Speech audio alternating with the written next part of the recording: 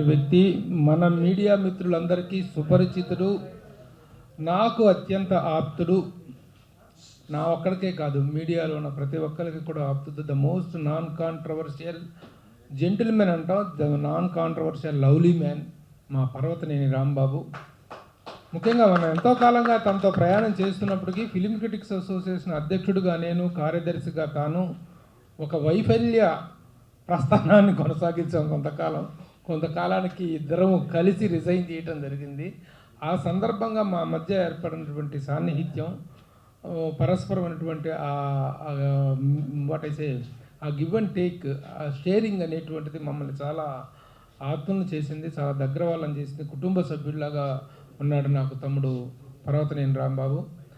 అలాంటి పర్వతనేని రాంబాబు ఈ రోజున ఈ సినిమా ద్వారా ఎగ్జిక్యూటివ్ ప్రొడ్యూసర్గా ఒక కొత్త ప్రస్థానాన్ని ప్రారంభిస్తున్నాడు. గతంలో తన ప్రొడ్యూసర్గా కూడా ఒక సినిమా చేసిన షార్ట్ ఫిల్మ్స్ అవి చేయటం మనకు తెలుసు. ఇప్పుడు ఎగ్జిక్యూటివ్ ప్రొడ్యూసర్గా ఒక కొత్త ప్రస్థానాన్ని ప్రారంభిస్తున్నాడు. ఈ రోజున తన జన్మదినం, బర్త్డే సందర్భంగా ఈ సినిమాని అనౌన్స్ చేయటం అనేటువంటిది కూడా మేమందరం చాలా హ్యాపీగా ఫీల్ అవుతున్నాము. వెరీ ఆస్పిషియస్గా కూడా ఫీల్ అవుతున్నాం. ఎందుకంటే జన్మదినం అనేటువంటిది రోజున కెరీర్ పరంగా మరొక కొత్త స్టెప్ తీసుకోవటం, ఒక కొత్త ప్రస్థానాన్ని ప్రారంభించడం అనేటువంటిది ఎప్పుడు కూడాను ఒక శుభసూచకంగానే భావించాల్సి ఉంటుంది. కాబట్టి ఈ రోజు నా బర్త్డే చేసుకుంటున్నటువంటి పుట్టినరోజు చేసుకున్నటువంటి మా రాంబాబుకి మరొక మారు వ్యక్తిగతంగా నా తరఫున, మనందరి తరఫున, మన మీడియాలో ఒక కుటుంబ సభ్యుడైనటువంటి మనందరికి చాలా ఆప్తుడు కాబట్టి మనందరి తరఫున కూడా తనకి హృదయపూర్వక జన్మదిన శుభాకాంక్షలు తెలియజేస్తున్నాను. ఇప్పుడు కేక్ కటింగ్ కార్యక్రమం అవుతుంది. దాని తర్వాత we will talk about Revu. Good morning and welcome to you all. ఈరోజు రేవు చిత్రానికి సంబంధించినటువంటి వివరాలు, విశేషాలు మీతో షేర్ చేసుకోవటం కోసం నేను కొంచెం సవివరంగా చెప్పాల్సినటువంటి అవసరం ఉంది కాబట్టి I will take a little time. Short and స్వీట్గానే చెప్తా Subbu, but I have to explain. ఇదే వేదిక మీద మనం ఎన్నెన్నో వందల ఫంక్షన్లు చూసుకున్నాము. అటువైపు ఎదురుగా కూర్చొని ప్రశ్నించే జర్నలిస్ట్గా నేను ఇక్కడ కనిపించాను మీ అందరికీ. అలాగే ఇటువైపు ఎన్నెన్నో కార్యక్రమాలకు ఒక గెస్ట్గా నేను పార్టిసిపేట్ చేసినటువంటి సందర్భాలు ఉన్నాయి. కానీ ఇప్పుడు ఈ రోజున ఈ కార్యక్రమంలో పార్టిసిపేట్ చేయడంలో ఒక డిఫరెంట్ ఎక్స్పీరియన్స్ని నేను ఫీల్ అవుతున్నాను. ఎందుకంటే ఈ రేవు చిత్రానికి నిర్మాణ సారథి, అయితే నిర్మాణ పర్యవేక్షకుడు అనేటువంటి హోదాలో ఈ కార్యక్రమంలో నేను పార్టిసిపేట్ చేస్తున్నాను. అసలు ఎలా జరిగింది ఈ జర్నీ అనేటువంటిది, ఇంత సడన్గా ఒక చిత్రానికి నిర్మాణ సారథ్యం వహించేటువంటి అవకాశం అనేటువంటిది ఎలా వచ్చింది, అసలు హౌ దిస్ జర్నీ స్టార్టెడ్ అనేటువంటిది చెప్పాల్సిన అవసరం ఉంది. దానికంటే ముందు అసలు ఏమిటి మమ్మల్ని అంతగా అట్రాక్ట్ చేసింది ఏంటి రేవు అనేటువంటి సినిమాలో. మన సినిమా ఇండస్ట్రీలో మనం చూస్తుంటాం ఎన్నెన్నో సినిమాలు, ప్రతి సినిమా రిలీజ్ అయ్యే ప్రతి సినిమా మనం చూడటము, ఆ సినిమాలకు రివ్యూలు ఇవ్వడం అనేటువంటి జరుగుతూ ఉంటుంది. సినిమాలు బాగుంటే మెచ్చుకుంటాం, బాగలేకపోతే నేను ఈ మధ్య మాత్రం నోరు మూసుకొని కూర్చుంటున్నాను. సినిమాలు బాగుంటే మాత్రం అద్భుతంగా ఆహా ఓహో అని చెప్పేసి చక్కని రివ్యూలు అయితే ఇస్తున్నాను, చక్కని అప్రిషియేషన్ ఇస్తున్నాను. సినిమాలు బాగలేదు, మనకు నచ్చలేదు అనుకున్నప్పుడు మాత్రం ఎలాంటి రివ్యూలు చెప్పట్లేదు. లేని కొన్ని కాంట్రవర్సీలు కాకుండా సినిమాని కిల్ చేస్తున్నాం అనేటువంటి ఇది వస్తుంది, అపవాదం వస్తుంది. కాబట్టి ఆ జోలికి వెళ్ళట్లేదు. కానీ ఒక సినిమా చూసిన తర్వాత ఈ సినిమా అనేటువంటి దాంట్లో విషయం ఉంది, దీన్ని ప్రమోట్ చేయాలి, దీన్ని షోల్డర్ చేయాలి, ఇలాంటి ఒక సినిమాని ప్రమోట్ చేయటం అనేటువంటిది దీంట్లో ఒక భాగస్వామిగా ఉండటమే కాకుండా ఒక మీడియా పర్సన్గా కూడా this is my responsibility to promote such a film అనేటువంటి ఒక ఫీలింగ్ నాకు కలిగింది. నేను గుంటూరు, మా నేటివ్ ప్లేస్ గుంటూరుకు వెళ్ళినప్పుడు మా ఇంటి పక్కన ఉన్నటువంటి ఒక వ్యక్తి నన్ను, సార్ ప్రభు గారు నమస్కారం అండి అని పలకరించారు. ఎవరంటే నా పేరు హరిబాబు అండి, నేను ఇట్లా నాటకాలే వేస్తుంటాను, ఈ మధ్యన ఒక సినిమాలో కూడా యాక్ట్ చేశానండి అని. వెరీ గుడ్ అండి, కంగ్రాచులేషన్స్ అండి అని అన్నాను. ఆయన ఏదో డిపార్ట్మెంట్లో గవర్నమెంట్ జాబ్ కూడా చేస్తుంటారు. అంటే ఒకసారి చూడండి సార్ చిన్న షో రీల్ చూడండి సార్ ఈ సినిమాకి సంబంధించి అని చెప్పి తన సెల్ ఫోన్లో ఉన్నటువంటి ఒక 4-5 minutes ఒక షో రీల్ లాంటిది నాకు చూపిస్తుంది. చూడగానే రీల్ చాలా బాగుంది. ఇది ఇందులో పెద్ద యాక్టర్లు కాదు, పెద్ద కాదు, అసలు ముఖం తిరిగిన యాక్టర్లే ఉన్నారు. ఏ ఒక్కళ్ళకి కూడాను పూర్వ పరిచయం అనేటువంటిది లేదు. దాదాపు నాటక రంగంలో కొన్ని నాటకాలు అయినా ఆడుండవచ్చు, ఏదైనా పాత్రల్లో చిన్న పాత్రలు చేసి ఉండొచ్చు. కానీ అసలు ప్రతి ఒక్కళ్ళు కూడాను, తెర మీద కనిపించిన ప్రతి ఒక్కళ్ళు కూడాను ఇంత అద్భుతమైన పర్ఫార్మెన్స్ ఇవ్వగలరా కొత్త వాళ్ళు అనేటువంటిది మనం ఎప్పుడో కేర్ ఆఫ్ కంచరపాలెం అనేటువంటి సినిమాలో చూసాం. అస్సలు all together new faces, but they have excelled through out the run time మొత్తం. అలాగే ఈ మధ్యకాలంలో బలగం అనేటువంటి సినిమాలో చూసాం. అద్భుతమైనటువంటి నటన. పాత్రలు సహజంగా జీవించటం అంటే ఎలా ఉంటుంది, పాత్రలు ఆ సన్నివేశాలకు తగ్గట్టుగా ఆ పాత్రోచితమైనటువంటి నటన అంటే ఎలా ఉంటుంది అనేటువంటిది చూడటం జరిగింది. అలాంటి ఒక పాత్రోచితమైనటువంటి నటనకి తప్ప ఎక్కడా కూడా నటిస్తున్నారు అనేటువంటిది కాకుండా కేవలం బిహేవ్ చేస్తున్నాయి. The characters are behaving their character అనేటువంటి ఒక అద్భుతమైన ఫీలింగ్ కలిగింది. సరే బాగుందంటే చూద్దాం, తర్వాత మాట్లాడదామండి అని అన్నాను. ఆ తర్వాత ఈ సినిమా మొత్తాన్ని ఫినిష్ చేసుకొని తీసుకొచ్చి ఒక కాపీ అంటూ ఒక final, before the final version కంటే ముందు ఒక రఫ్ కట్ అనేటువంటిది చూపించిన తర్వాత yes we must take the responsibility of promoting this film and releasing this film అనేటువంటి ఒక నిర్ణయం తీసుకోవటం జరిగింది. నేను దీనికి నాకు కలిసి వచ్చే వాళ్ళు ఎవరు, సహకరించే వాళ్ళు ఎవరు, దీన్ని ఈ జర్నీలో నాతో చేతులు కలిపే వాళ్ళు ఎవరు అనేటువంటి దీంట్లో నేను ప్రయత్నిస్తున్నప్పుడు మన మిత్రుడు ప్రవర్తన నేను రాంబాబుకు చూపించడం జరిగింది. రాంబాబు కూడా ఆ రోజు ఫస్ట్ టైం నాతో పాటు మొత్తం సినిమా అనేటువంటిది ఒక తన ఆఫీసులోనే ల్యాప్టాప్లో చూడటం జరిగింది. సినిమాని చూసిన తర్వాత బాగుందండి, మనం దీనికి ఏదైనా చేద్దామండి అని చెప్పేసి అనుకున్నాము. తర్వాత ఒక పర్సన్, ఒక సినిమాని ఈ రోజున సినిమా తీసిన వాడు గొప్పోడు కాదు, సినిమా రిలీజ్ చేసినవాడు గొప్పోడు. ఈ సినిమాని ఆర్థికంగా నిలబెట్టగలిగినటువంటి ఒక వ్యక్తి కావాలి, ఆర్థికమైనటువంటి స్థోమత కావాలి, దీనికి నిర్మాతగా వ్యవహరించేటువంటి వ్యక్తి కావాలి. వీళ్ళంతకుముందు కష్టపడి పనిచేశారు, వాళ్ళు ఎవరు, వాళ్ళ చరిత్ర ఏంటో చెప్తాను నేను మళ్ళీ అనుకున్నప్పుడు ఒక వ్యక్తి పేరు సూచించారు, రాంబాబు చెప్పడం జరిగింది. ఆయనే డాక్టర్ మురళీ గింజుపల్లి గారు, ఎన్ఆర్ఐ. ఆయనకి సినిమా పట్ల, ఎన్ఆర్ఐలు చాలామందికి సినిమాలు తీయాలనేటువంటి ఆశ ఉంటుంది, ఆకాంక్ష ఉంటుంది, కోరిక ఉంటుంది, విపరీతమైనటువంటి పిచ్చి ఉంటుంది, కానీ సినిమా మీద అవగాహన మాత్రం ఉండదు.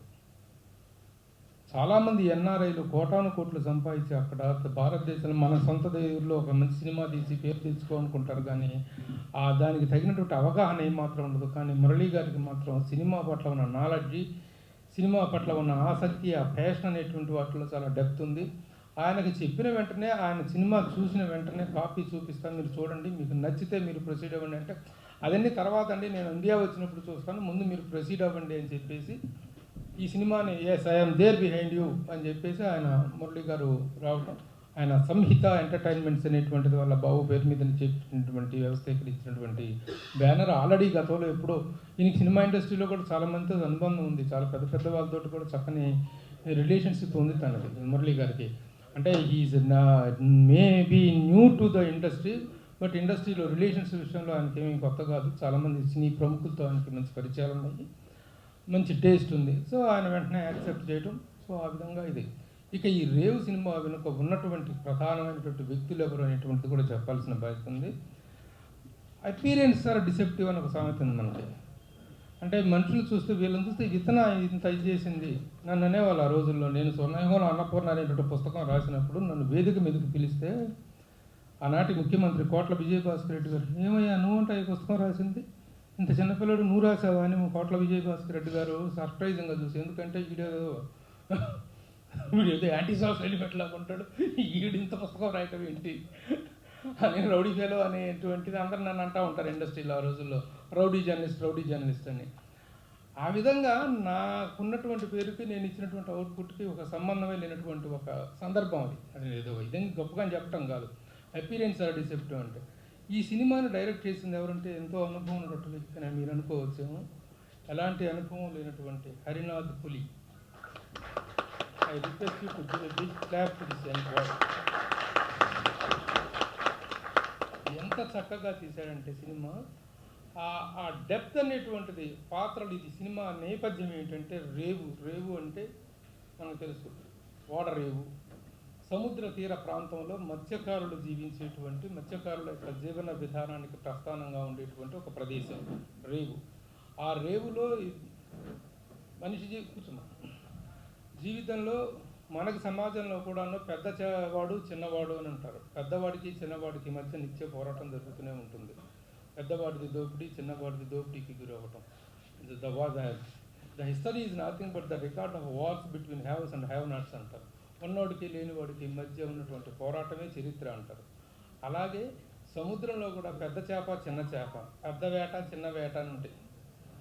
చిన్న చిన్న పడవలు వేసుకొని వెళ్ళే వాళ్ళకి సముద్రం నుండి చిన్న చిన్న సన్న చేప దొరుకుతుంది. అదే బోటు మరబడవలు వేసుకొని స్టీమర్లు వేసుకొని సముద్రం లోపలికి వెళ్ళి వేటాడే మత్స్యకారులకు పెద్ద పెద్ద చేపలు, తిమింగలా లాంటి పెద్ద పెద్ద చేపలు పడతాయి. అయితే వీళ్ళ మధ్య ఎప్పుడు ఆ పోరాటం అనేటువంటిది, ఆ సంఘర్షణ, ఉనికి కోసం స్ట్రగుల్ ఫర్ ఎగ్జిస్టెన్స్ అని జరుగుతుంటుంది. అలాంటి ఒక స్ట్రగుల్ ఫర్ ఎగ్జిస్టెన్స్ అనేటువంటి ఒక చిన్న పాయింట్ని నేపథ్యంగా తీసుకొని ఆ తీర ప్రాంతంలో, ఆ పల్లెలో రేపల్లె ప్రాంతంలో ఉన్నటువంటి కృష్ణా నది ఎక్కడైతే సముద్రంలో కలుస్తుందో ఆ ప్రాంతానికి సంబంధించినటువంటి మత్స్యకారుల జీవితంలోని బ్లాక్ అండ్ వైట్స్ మొత్తాన్ని కూడా చాలా అద్భుతంగా చిత్రీకరించినటువంటి subject. That is the backdrop of Revu కథ. ఆ పాత్రల మధ్య సంఘర్షణ, ఆ పాత్రలను నడిపించిన విధానం. ఇక నమ్మని చెప్పింది. కానీ మరొక విషయం ఏంటంటే the performances of the actors. అందరికీ నమస్కారం. ఇంత అభిమానం చూపించి నా బర్త్డే రోజున నాకు ఇట్లా సినిమా అనౌన్స్ చేసే అవకాశం కల్పించిన ప్రభు గారికి, అట్లాగే మా ఫ్రెండ్, నా డియరెస్ట్ ఫ్రెండ్, అమెరికాలో ఉంటారు ఆయన, డాక్టర్ మురళి గింజుపలేని, ఆయన ప్రొడ్యూస్ చేస్తూ ఈ సినిమాను బాగుంది సార్ సినిమా అంటే ఫస్ట్ అసలు ప్రభు గారు చూసి ఒక సినిమా బాగుంది, అది కుర్రాడు బాగున్నాడు అని డైరెక్టర్ హరిని పరిచయం చేసి ఆ సినిమా చూసిన తర్వాత ఈ సినిమా ఎక్కడికి తీసుకెళ్దాం అనుకున్న తర్వాత మురళి గారు పరిచయం అవటం. ఎప్పటి నుంచో తెలుసు, సరే ఇట్లా ఒక సినిమా ఉంది మనం ప్రొడ్యూస్ చేద్దాం సార్ అంటే, మీరు చూసిన తర్వాత ఓకే సార్ అని చెప్పి ఆయన ప్రొడ్యూస్ చేసి ఈ సినిమాను ఫస్ట్ కాపీ రెడీ అయిపోయింది. సినిమా తర్వాత మేము అందరూ చూపిస్తాం.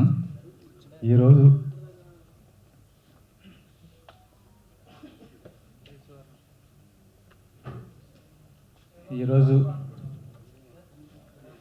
నా బర్త్డే సందర్భంగా అనౌన్స్ చేయటం నాకు చాలా ఆనందంగా ఉంది.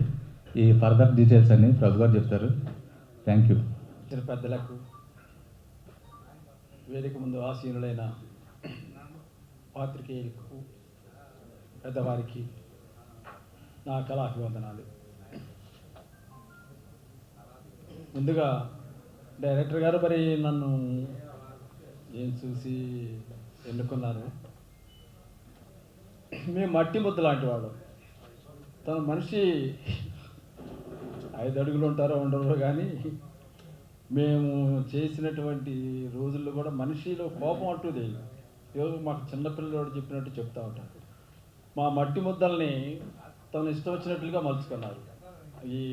మా నటన కానీ, మా వాయిస్ కానీ ప్రతి ఒక్కటి ఇది డైరెక్టర్ గారికి చెందవలసింది.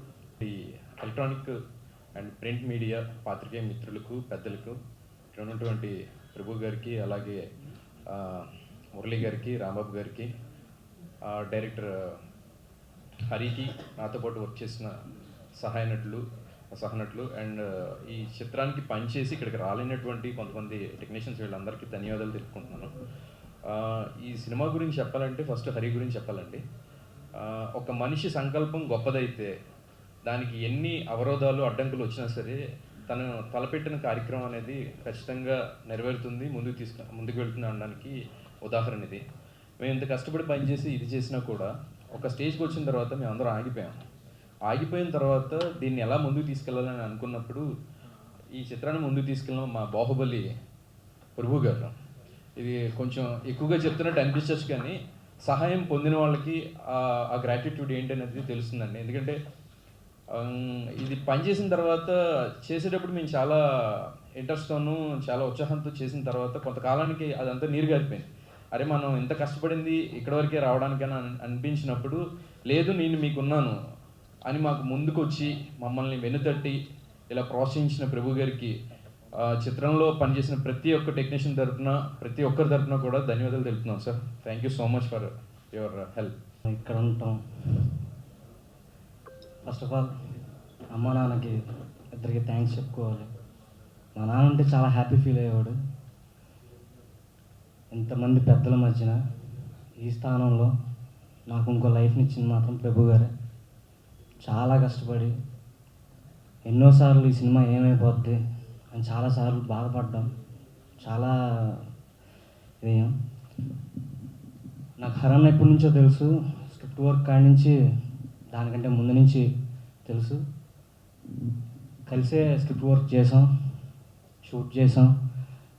రిలీజ్ ఏమవుతుంది అని చాలాసార్లు భయపడ్డాం. బట్ ఆ టైంలో ప్రభు గారు, ప్రొడ్యూసర్స్ చాలా హెల్ప్ చేశారు. నిజంగా చెప్తున్నా, నాకు చాలా లైఫ్ ఇచ్చారు.